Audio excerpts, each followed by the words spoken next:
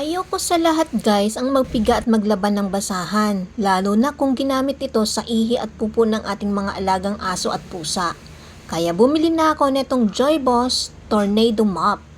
Hindi ko na kailangan pigaan at laban pa at madali siyang i-assemble, as easy as 1, 2, 3. Idugtong lang natin ang mop sa may lock na rod, tapos sunod natin ang middle o gitnang rod at ang pinakahuli idugtong natin ang pinakadulo, and tada!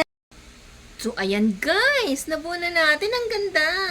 Syan! O, diba? Ang ganda nung map. So, ayan na, nabuo na natin. So, ayan. Ang smooth guys, oh. Smooth. Ang ganda.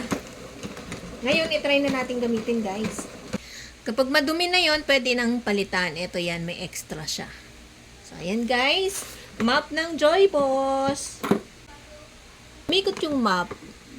Maliban sa napipiga na siya, nalilinis pa yung map. Ayan o, meron siyang brush. Yan ang kagandahan dito sa Joy Boss guys. At eto naman pala guys, ang lagayan ng malinis na tubig o bleach o anumang ginagamit na pandinis. At isa pa sa kagandahan dito sa mop na ito guys, nakahiwalay na yung malinis at maduming tubig. Very absorbent siya at walang naiiwang bakas sa pinagpunasan. Tingnan nyo guys, oh. Diba ang linis niya? At hindi nakakaubos ng energy ang pag-push down and up kasi napaka-smooth nitong Joy Boss Tornado Mop. Hindi na kailangan linisan pa yung mop. Tapos guys, itong ibabaan nyo kapag gusto nyong i-lock guys, ibababaan nyo to. Yan. So, pag nakababa na yan, hindi na gagalaw.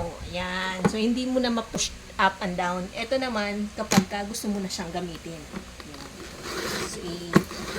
At kung kailangan mo na magpahinga kasi pagod ka na, pwede mo siyang bitiwan ng hindi iniisip kung saan isasandal at walang matamaan pag biglang natumba. Kaya ano pa ang inaantay mo? I-check mo na ang yellow basket at mag-add to cart ka na!